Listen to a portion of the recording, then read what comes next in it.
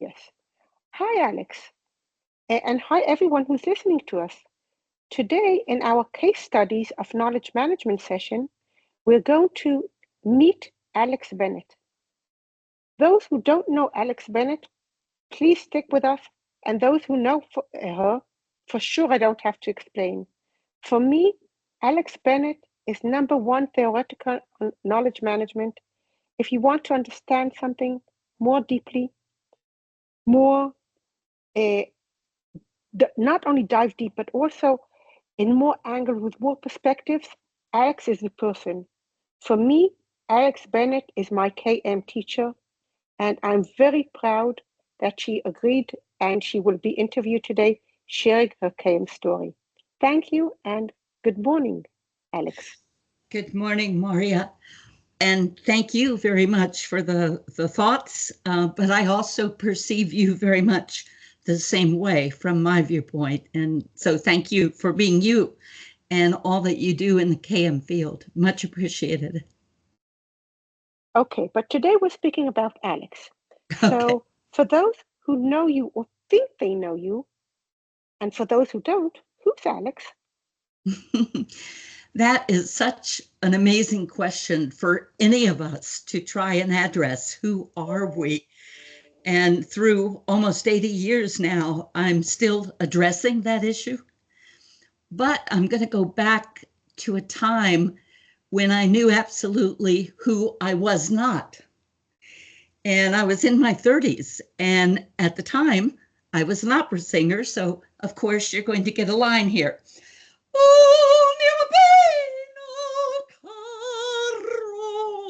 Well, a little line. I used that often when I spoke in the Department of Navy to get attention. When people were jabbering, it definitely got their attention. But I was singing up in New York, and I don't remember the opera exactly.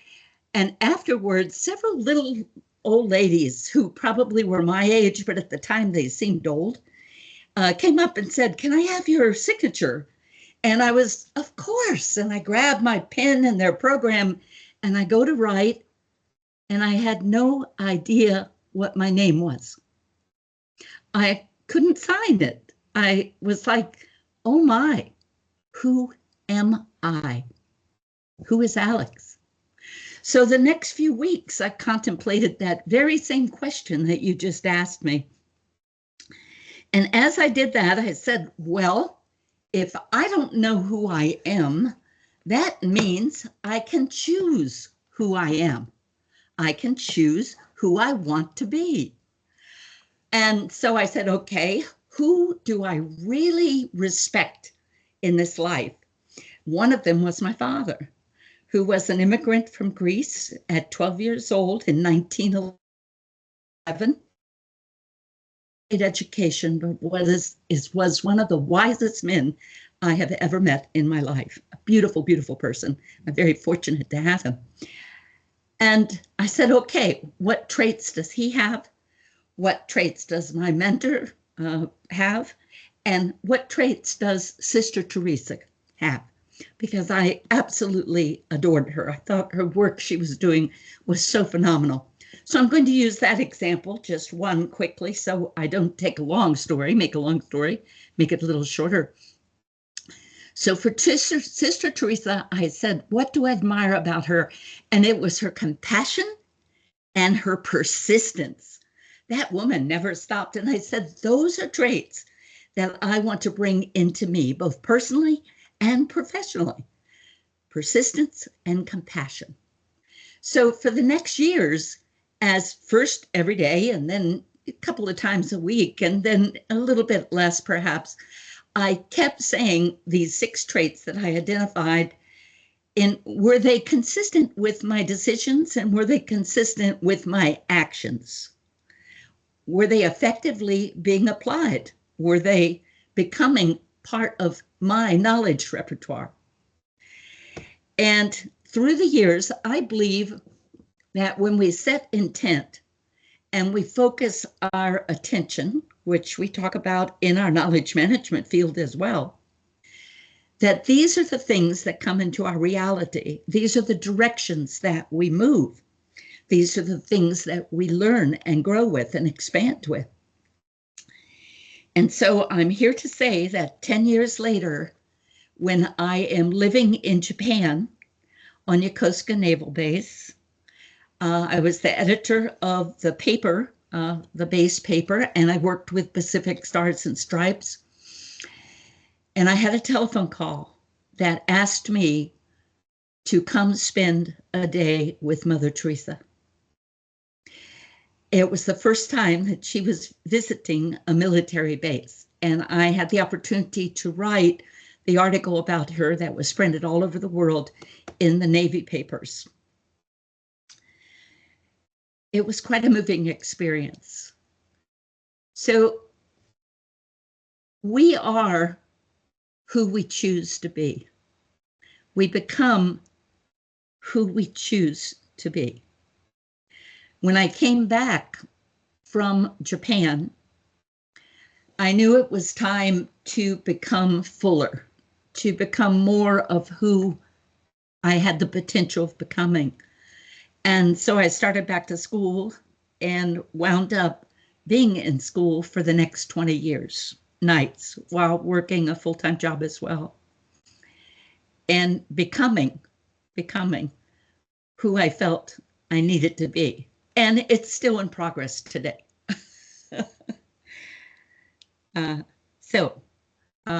I can't give you a complete answer, but there's a partial answer. Who is Alex? Thank you so much. So, okay, but let's now try and connect it to the knowledge management discipline. Right. Well, when I came back, yes. Go ahead.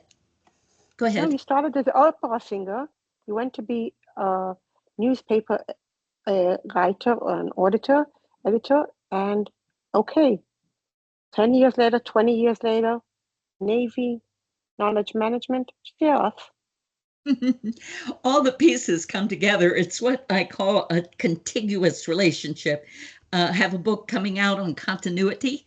And what we do as humans, we take the things that everything is subjective, truly. There's nothing totally objective. It's coming through our consciousness. We have our perceptive viewpoint. And what we do is take those situations that we feel from our perceptive viewpoint are the most important to who we are or where we're growing or where we're going. And we match them together in a contiguous fashion. And that is spatially as well as temporally over time. And so from that viewpoint, which is fictional for all of us, we create our fictional history. But from the point of contiguity, I would say that living abroad and working on the naval base opened my eyes to the importance and what was being done there in the service. Despite the fact that I'm a conflict avoider, I still was working for a military organization. And as I went up and went through some management training and other such things and moved up, became PR manager for the base, for the Yokosuka Naval Base, I learned so much about them that when I returned to the States, I was able to slip into a simple government job with the acquisition process. Now, that's a capital A. We're talking about millions and billions of dollars for weapons and platforms, et cetera, in the system. And so as I worked in undersea warfare specifically, learning more about the Navy, I moved, when the opportunity arose, I moved and became part of the acquisition reform staff. I was director of communications, education, and training initially. That we were tasked with simplified acquisition procedures. We had thousands and thousands of standards and a lot of duplication. And that was the time of the $700 hammer. And a screw would be 1/16 or 1/32 of an inch different, so that contractor had to be, everything for the next 10 years had to be purchased from that contractor because of that difference. So that resulted in having project teams that were 30 people in a project team in the office, another team out in near where the contractors existed that would be the inspection teams, and then the large contractor teams as well. So, I mean, every acquisition that we had was multiplied and multiplied and multiplied financially, time-wise, et cetera, et cetera. So how do we simplify all of this? Well, DOD came down and gave us $80,000 in 1 year to get rid of as many standards as we could. At that point, we were at, almost 4,000 standards, 3,000 and some standards, okay? So we started out setting up a little tribunal and holding like little court sessions, having the contractors invited in if they were engaged in a particular standard. Well, after 3 months, we had gotten rid of 4 standards and spent $20,000 already. And we could see that this wasn't going to work. And that is when the first knowledge capacity came into being. And it was... Just a minute. What year is this? Do we know the word knowledge management at all in the world and in the Navy? No, we do not. It is right when knowledge management is coming in. Now, I knew the word knowledge management, and the reason that I knew that is because of my wonderful partner, David Bennet, who was a physicist, nuclear physicist, and also a neuroscientist.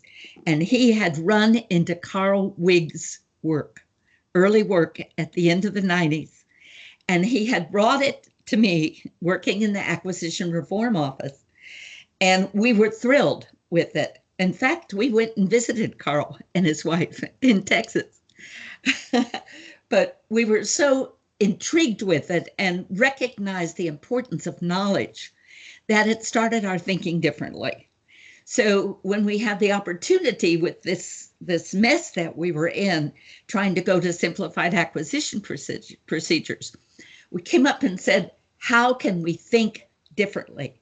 Knowledge capacities are all about looking and thinking differently, building your capacity so that you're not stuck to just one way of thinking, but you can look from other viewpoints and perspectives.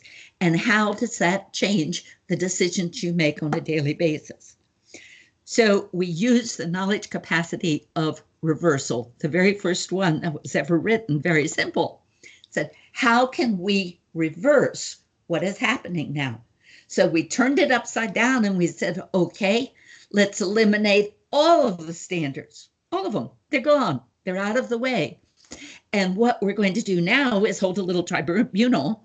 And if you feel as a contractor that that standard is important enough to bring back in, that it's really critical, then you do the work and you come in and give us the facts and the research and prove that it needs to be reinstituted. Well, when we wound up, we came back with 400 or 500 standards out of the thousands that we had. So it worked. So that was the beginning of our focus on knowledge capacities, which today there are 66 that are downloadable from Moria's website individually, as well as 2 books out of them that can be downloaded as well. And it's all open source. So encourage you. These are new ways of thinking. So that really is how I started moving into knowledge management. And my boss, who was the acquisition reform executive, left to do a year's stint for the Secretary of the Navy, a special project. And I became the acquisition reform executive and also the standards improvement executive for that year. It was not a job that I wanted. And I feel that when you make change in an organization, that you should have a beginning point and an end point as a change agent. You don't want it to become part of the bureaucratic structure. You want to make it big, do it right, get everybody engaged, move it into the middle of the system, and then remove the oversight part of it and get that out of the way so people can do what they know they need to do. So I knew that it needed one more year, and I gave my heart and soul to it that year, still reading and learning about knowledge management, not because I agreed that knowledge and management went together, because they didn't, but the fact that we were using the management term, and because IT was now growing and expanding and was sort of took over that concept of knowledge management, it gave us the funding that we needed to truly explore what knowledge was about for the organization and for the individual. So I'm very thankful that the term knowledge management was applied, as long as we recognize that you really can't manage knowledge. So what is knowledge? Knowledge is a capacity. Again, we say a capacity, potential or actual, to take effective action. Now, this is the same thing as justified true belief. If you have a belief about something and you want to justify it, what you do is act on it. And if what you expected happens, then you've justified that it's true. So justified true belief is the same concept as the capacity, potential or actual, to take effective action, except we've added the potential or actual. Why? Because we learn now, not just for the present situation, but for the future. We are continually expanding and learning and growing. Living is learning, learning is living. And that learning creates our capacity for knowledge and to make better decisions. And so we're learning not just for the current situation, but also for the future. Okay. So what happened and how I moved more centric, my life became more centered around knowledge management, is the man who I had worked on became the CIO of the whole department at the highest level, working for the secretary. And he came to me and said, Alex, I need you, and come over as a deputy. So I negotiated with him and became the deputy CIO for enterprise integration. And part of my job in that, with my negotiations, became the fact that he would support implementation of knowledge management in the Department of Navy. So I received the funding for it, and I had his backing as I moved and expanded this field. And so I moved over in the role of CKO as well as the deputy CIO. And that's how it all started.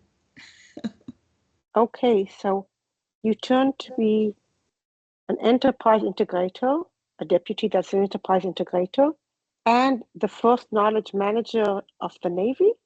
Yes. What year are we speaking that we have a knowledge manager in the Navy? CKO, Chief Knowledge Officer. CKO? Yes. What year is the organization, is the Navy nominating its first CKO? Say again, I'm sorry, I didn't quite hear that. I asked, what time is it? What year are we speaking about that the Navy is nominating its CKO? This would have been in 98. So it's before the turn of the century. 97, 98 is when all this was happening. So Carl Wigg's work was already out. A lot of things were beginning to happen in the field. For the very first time, we had the internet coming into being. In fact, with the ARO, the Acquisition Reform Office, I actually put up the first internet, public internet, and of course, right away, came down from Department of Defense that we can't do this. You know, we have to be careful. But by the time they got around to doing anything about it, there were 10 more sites up, and things were changing. So we moved on with that direction. So go ahead. If just for people to understand, I know that you were civil, you weren't a soldier, but you had something like a very high rank. So for those that understand ranks, how high did the CKO reach? Rank is very, very important in a military organization. That's why I'm asking, of course. Yeah. So a really good question, because that absolutely had to happen. Um, when I was brought over to the ARO, I had a really fascinating, and I'll only take 30 seconds to tell you this. But because I had gone back to school, I had picked up a master's in organizational effectiveness from Marymount as well. I just was doing that nights all at the same time.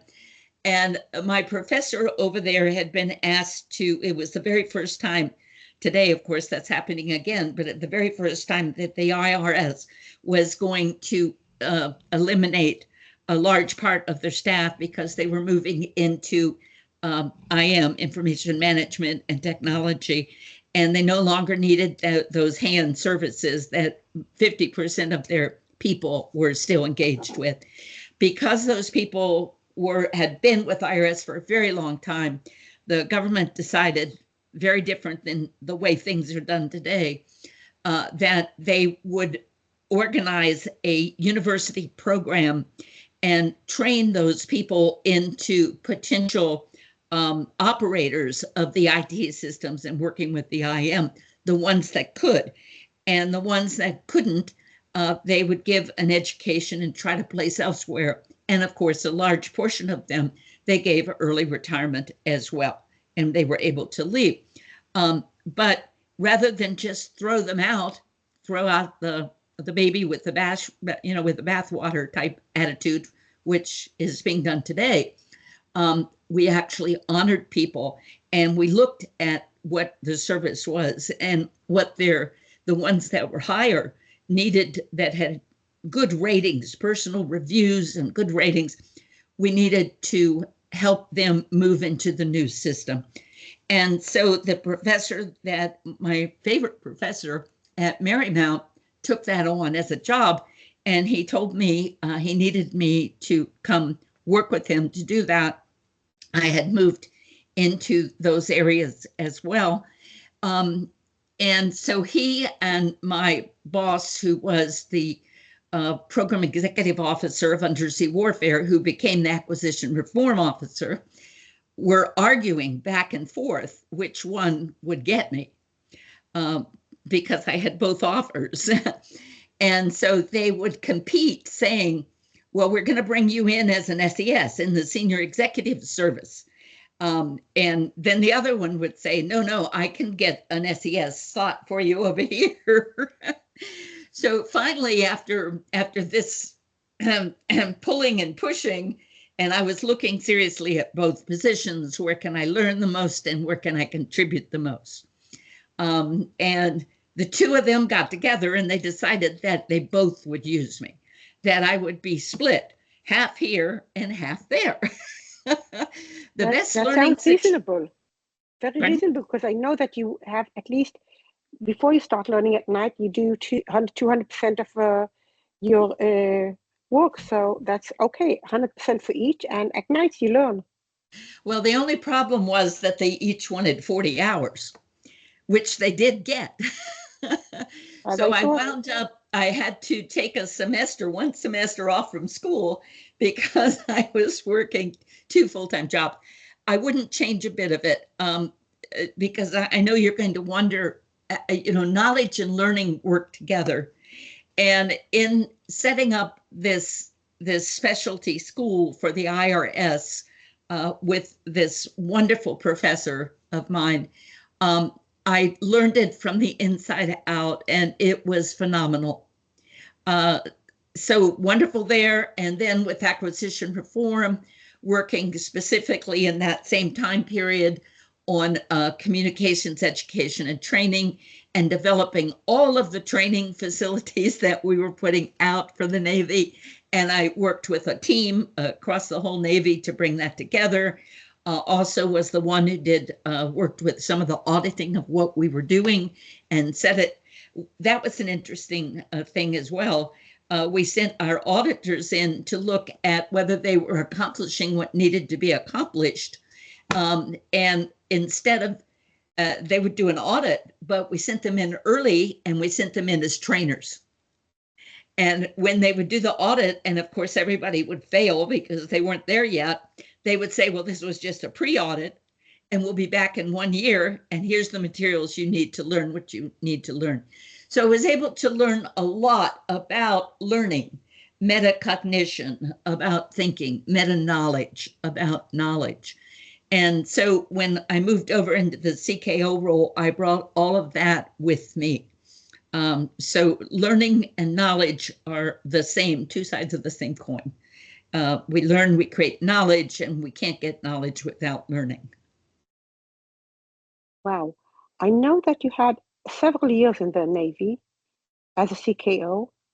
Can you, and don't share all of what you did there because it will take us a full series, but if you can choose one of the things that you can say that, yes, I had impact on the Navy and on the way they better act, they better perform because of their knowledge, that would be interesting. Okay.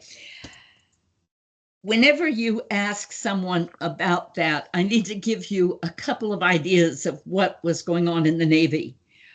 First, the Navy has very high social capital. So whenever a person is in a particular location or in a particular time where we're abroad, a conflict, they receive a little, what do you call those? But they're little badges, little that they put on. And so if you see someone that has that one, you immediately have a rapport. You have a relationship with that individual. And since we transfer people every 2 years in uniform around, sometimes 3, but mostly 2, as they move, the Navy. Background, perfect. As we move the people around, that's David's clock on the hour. And they recognize that little badge. They immediately have a rapport and they're immediately open to sharing knowledge. So we were able to facilitate knowledge flows in a very positive way because of that. So I say we have very high social capital. So initially, I was working with best practices, and we thought those were the best thing since, oatmeal or whatever. And as we collected those, also worked with CALL, the Center for Army Lessons Learned. We all were trying to interact and learn together.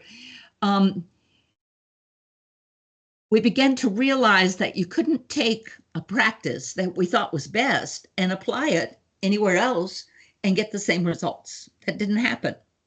So this was our big learning curve, that we began to recognize that it wasn't about best practices, it was about best patterns of practices, so that we could take the pattern, a higher level of the type of thing that we were doing, and apply it over here in a different situation, and could have not exactly the same result, of course, but the result that we needed to move us the right direction. So we began to look at patterns, and the more data we developed, the more we realized that we had a better pattern. And of course, this was all proven out by the time we moved into big data at the turn of the century. That's exactly, only we were doing this back in 97 and 98. So our lessons began, we needed to have a common understanding of what knowledge management was for the Navy. Well, we couldn't go out there and just say, here's what it is. We rather had to look across government because we work with a larger organization. We're one element. And so there were 7 organizations, 7 parts of government departments that were starting down the road of knowledge management. And we partnered with them. We partnered with the universities. We partnered with the not-for-profits that were coming up and wanting to do training. So GWU was the first major university to have a PhD in the field, brought them all together and said, we can't say what knowledge management is, but what we can do is say what it is to the Navy, the training and the education we would like to have. We will send our people to learn knowledge management. And so in that way, we were able to define the field.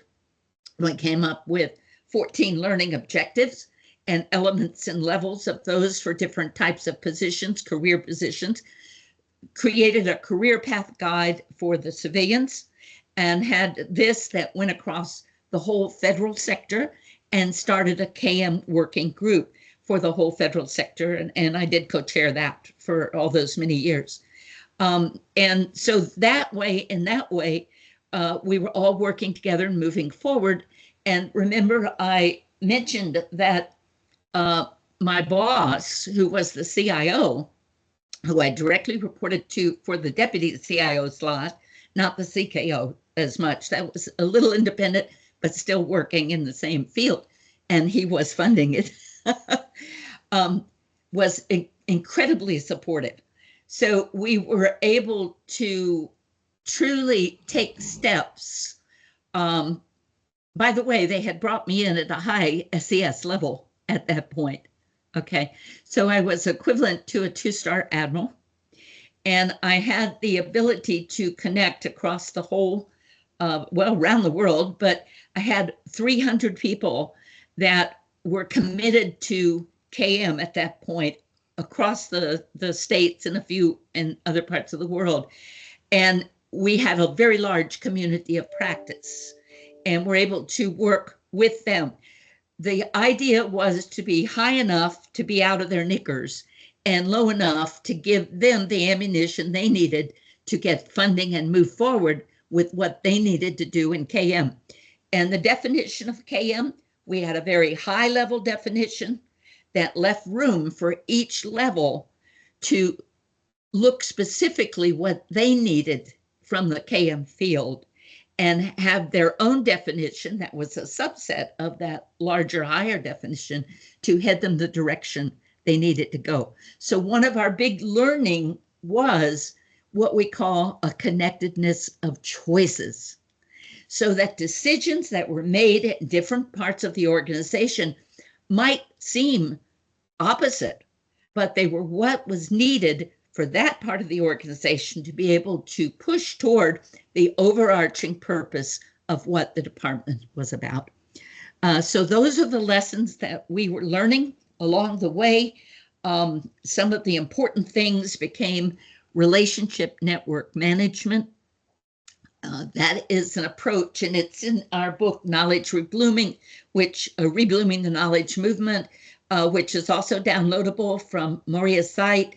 And so you can read about it. Relationship network management means we are more than what we learn in school. We are a product, and we are changing every day as complex adaptive systems. We are every day of our life a different person. We are either expanding and growing, or we're declining. So might as well choose to expand and grow and be a part of this knowledge movement. So as we do that, this knowledge is so important. I want to go back to where I was, because I just was going to go somewhere else and it's going to take too long. So I want to quiet it down a little bit. This is what happens when you get in your 80s. Every once in a while you have, a brain. What did we call those, brain farts back then? I think that's the term I actually used. That was a younger me, though. I don't use that term today, so I didn't say it. But anyway, we were expanding our knowledge and learning that connectedness of choices is the one I just told you about. But there's additional things. For instance, verication, the concept to vericate. We began to realize that we had so much knowledge within our own people that we weren't taking advantage of. So when you're out on a ship, you don't have a chance to go back and all of a sudden look in the research and find the what's been done in the past, and look at all the writing and read the books and da-da-da. So if the captain has an issue with an engine, he goes to the chief engineer. If the chief engineer doesn't have the answer, he's going to check in first with his master chief. If the master chief doesn't know, and the master chief knows pretty much everything, but he just sent an E3 to school on that particular element, he's going to call the E3 in and say, what did you learn? Then he's going to combine his knowledge with that, turn it on to the chief engineer. Chief engineer combines his knowledge with that and gives that to the captain. The captain knows their schedule and what's coming down in the beginning, and he makes the final decision. That is the process of vericating, vericating, vericating, verification. So we consult a trusted ally who is the source of information, immediate information. It's the same thing we used to do with Arthur Andersen, only we'd pay them hundreds of thousands of dollars to do that. So verication was something that came up. Clustering and clumping became very important. And these are concepts you may not have heard of, but they became absolutely essential to the Department of Navy. When we organize information, we cluster it in an encyclopedia or in a way like things go with like things, in a Venn diagram, etc. And you organize it in that way, clustering. Clumping is organizing decision-making based on the decisions that need to be made. So the Secretary of the Navy would repeatedly need to know where the ships are, where all the resources are located, who's where, who's what has been done, what are we committed to already. And an emergency comes up, even when we set up these wonderful live knowledge pages. All that information needs to be available. And we found that much of it was being recorded in different ways. So we had to find the authoritative data source, connect that, ensure that it was being received the way it was needed, how often was it needed so that it was updated. But so often it wouldn't be just information that was needed, but the verification process, we needed an expert to be available. So we, on the things that would come up repeatedly that were absolutely critical to the overarching decisions, we had to have a person on call in that area, an expert, always available, connected to that system. And so in this way, we moved into clumping information, organizing it by the decisions that are going to have to be made at that high level repeatedly. So that became, so you can begin to see, more recently, we use the term knowledging. And you'll find that again in the knowledge reblooming the knowledge movement book. The concept of knowledging is when you go to search for specific knowledge. We all do it every day, whether we pick up our telephone, whether we go on the internet, whether we use AI today, whether we go to a friend and have a conversation.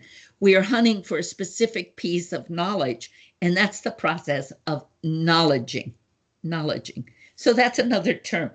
By coming up with and understanding these pieces that are everyday activities in the knowledge management field, it helps us realize what we're doing and do it in a more focused fashion.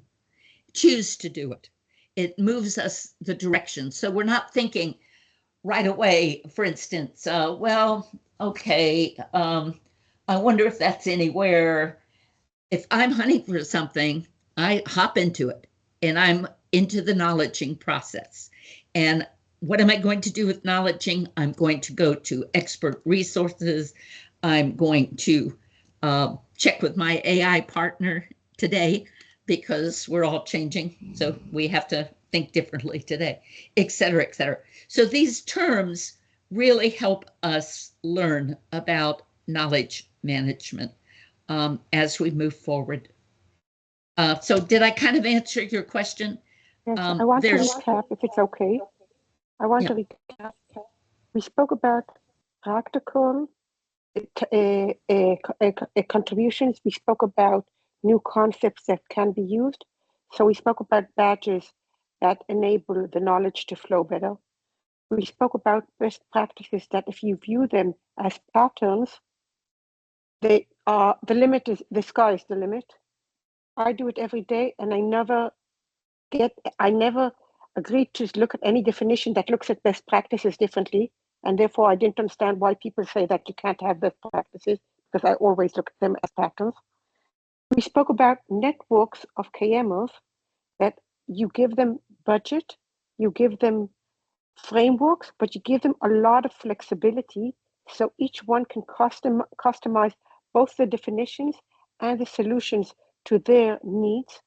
I love the idea of flexibility also of the definitions and not only of the choice of tools and the idea of choice. We spoke about verication. We spoke about the idea of clustering that we all use day after day, and its importance not only for taxonomy and not only for websites, but also for our thoughts, our understandings, and our work. We spoke about clumping, and we connected the clumping, the decision-oriented, the important decision-oriented thinking, to knowledging.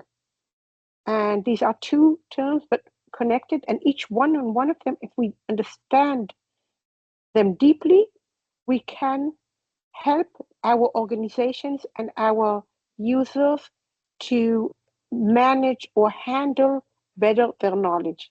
And when we say manage, we're not speaking about management in the classic way, but doing it in a systematic way that is objective oriented, and not only doing it where it comes or, oh, I'm sorry, that's it, I'm back with you. Okay, so I know that you can continue on with your impact on the Navy, but we don't have time for it, I'm sorry.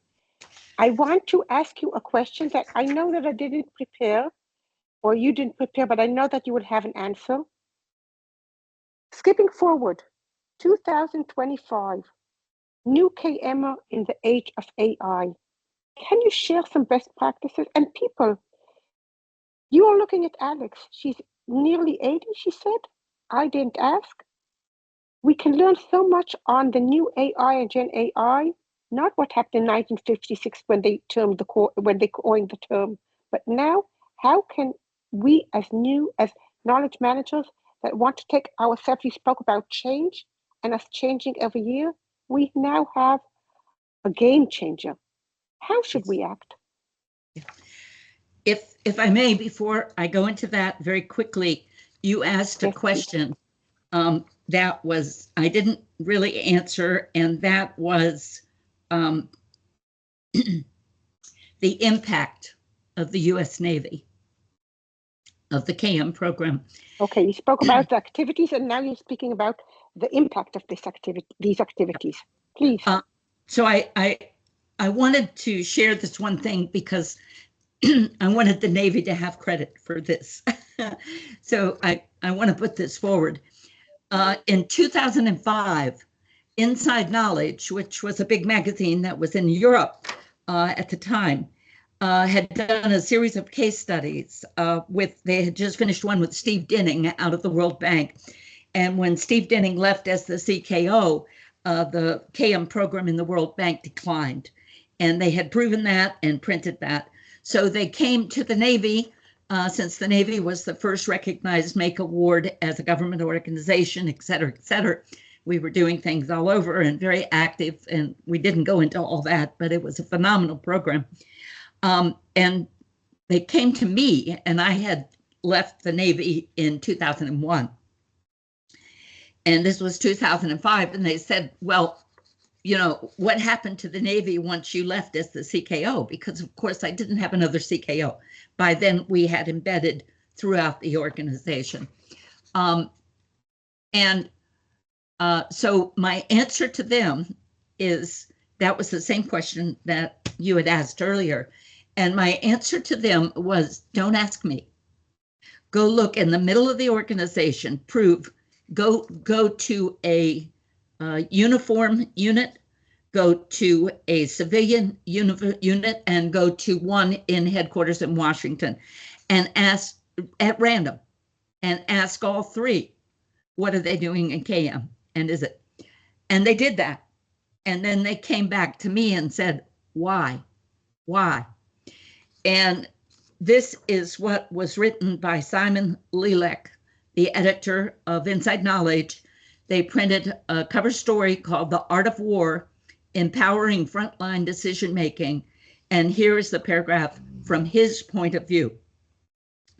This month's cover story details what can confidently be described as the most comprehensive and far-reaching knowledge management initiative ever attempted anywhere in the world. KM has become a fundamental aspect of the way the U.S. Department of the Navy operates, from the highest to the lowest ranks, from the corridors of Washington, D.C., to the front line of military engagement. There is a prevailing understanding that knowledge, and by extension, knowledge management, is everyone's business. Indeed, an impact. I have to run on with you, Alex. We can stay silent and just to understand and internalize these words. We all dream to have the same impact. But thank you so much in the name of all KMers. KM in the new age. A few thoughts. AI. Our new age, there was some question whether people would approve of the augmented human. Well, frankly, we've been augmented since the end of the last century when we were connected together.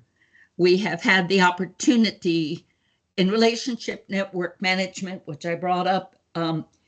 We recognize that the conversations we have today drive the decisions we make tomorrow.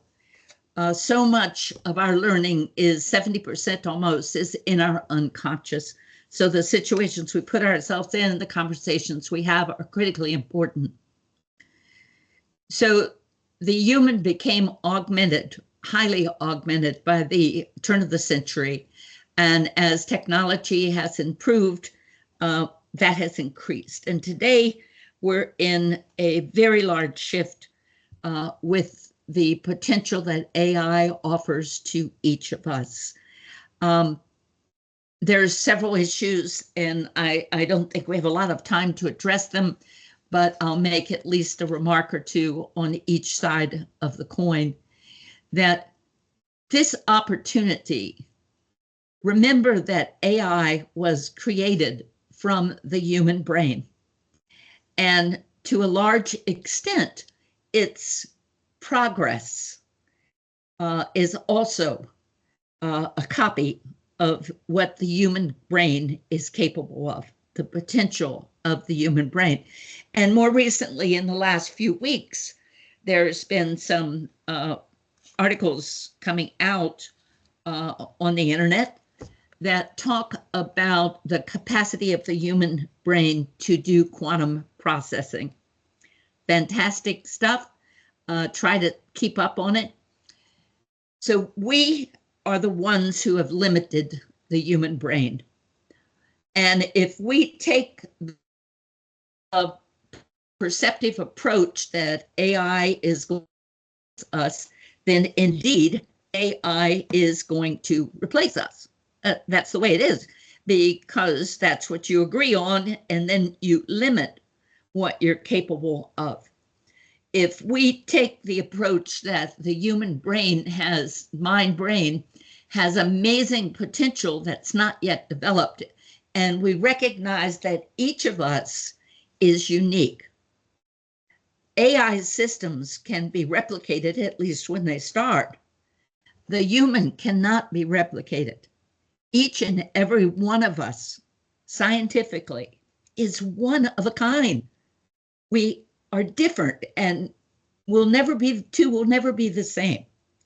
So we each have an amazing potential to develop who we are and to add one little piece to that global brain. For those of you that read that book a number of years ago, The Global Brain, we are each a neuronal firing. But if you remove one of those firings from the pattern is no longer the same. And we live and grow and expand based on the patterns we develop from events in life. That is who we are. That is what happens. So the human cannot be removed from those patterns without the patterns declining. We have so much to add, enabled by, augmented by the amazing technological developments that we ourselves are creating. If we do not keep up with them, do not stay ahead of them, if we cease learning, then indeed there's a really good opportunity that we will no longer be important. However, yes, because it's not good enough for me, because you're saying, okay, don't be frightened, because if you think it will replace you, it will replace you. Okay, I'm not frightened. Saying number one. Statement number two, continue learning and understand that you have something unique. But that is as people, as KMers, what can we do to help the organizations we're sitting in order to take opportunity of the brain and take the opportunity of the AI and move to the next step? yep. I want you No, to be practical. Give people okay. something that they can do tomorrow morning. You don't let me be the right. I have to be both directions here. Yes, there is a great deal that we can do. As you know, you've worked through some of that. And I've gone into great detail in all of our recent books as to what some of that is that we can do. I'm trying to think of how to bring it to a higher level without spending the next 20 minutes or half hour detailing. But it is You have in whole 5 thought. minutes. 5 minutes, okay. We developed a body of work called Whole Thought. And in that whole thought, we in fact began to detail the way the mind works and where we are today as human beings. And every element of that is supported and can be supported pragmatically by AI. The first element is praximorphic cognition, and that talks about identifying all of the events that are happening, connecting the relationships among them, being able to see the concepts that are developed from that, moving from the logic, the lower mental thinking of logic, up to the higher mental thinking of conceptual thinking, and then tying all that together into a theoretical approach that can be moved over to other situations and now practically applied through understanding of the patterns effectively in other situations. That's the praximorphic cognition concept. This is over, of course, past, present, and future. As we move into the present, which is a co-evolving state, the past, we have learned from the past, we see the connections, and we now can take those patterns and apply them in the current state and extrapolate them into the future so that we now are using all three parts of time. We are holistic beings. We have 4 dimensions: physical, mental, emotional, and spiritual. And each of those gives us additional detail of how we go into our decision-making process, etc. In addition to that, we now recognize that we have both explicit and tacit knowledge. This brings us into the tacit knowledge field, where all of these, both of these, the intuition and that which can be seen, are brought into the decision-making process. All of this, all 4 of these areas that make up whole thought, can be supported by AI specifically, and ways that that can happen are in the book called Whole Thought. They are also in the book called Infinite Learning, because infinite learning talks about all the different ways that the human learns, but all of that, each piece, can be supported strongly by AI. So we have a mechanism that can process and help us connect while we ourselves put it together and perceive and understand how it can be put together and make the ultimate decision. Does that help a little? Yes, because what you're saying is If I want to package it all, it's our decision, our choice. I'm going back to the beginning of the conversation. It's our choice Yes. whether we make, whether we leverage ourselves or are replaced. B, we have to continue learning. It's not only doing, it's doing and learning all the time. C, we have to augment and we have to look at what the AI is doing as if we are, it's maybe supervisor. But D, we have to get help from it, be directional, and it can support us in all four components of thought and in all components of learning as well.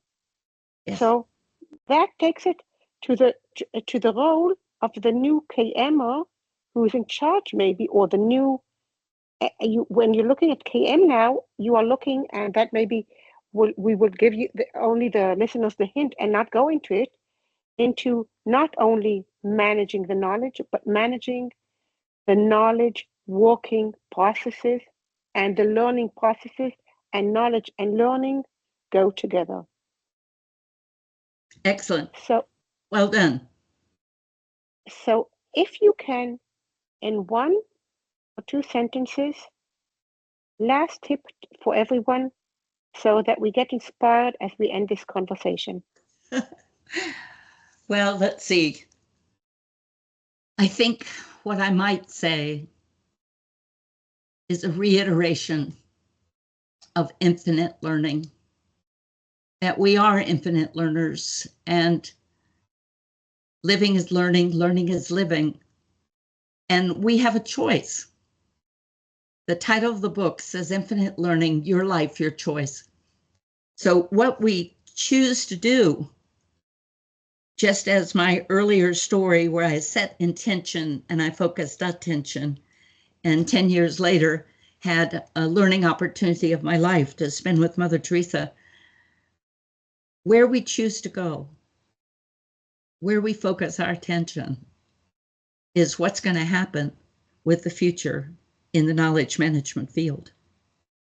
So choose well. But we can shape this discipline. We can. We are. We are. So, two-star Admiral Alex Bennett, I'm saluting you together with all listeners. You are an infinite learner. You are an infinite teacher. You are a North Star that we all look at. Thank you very much. Thank you.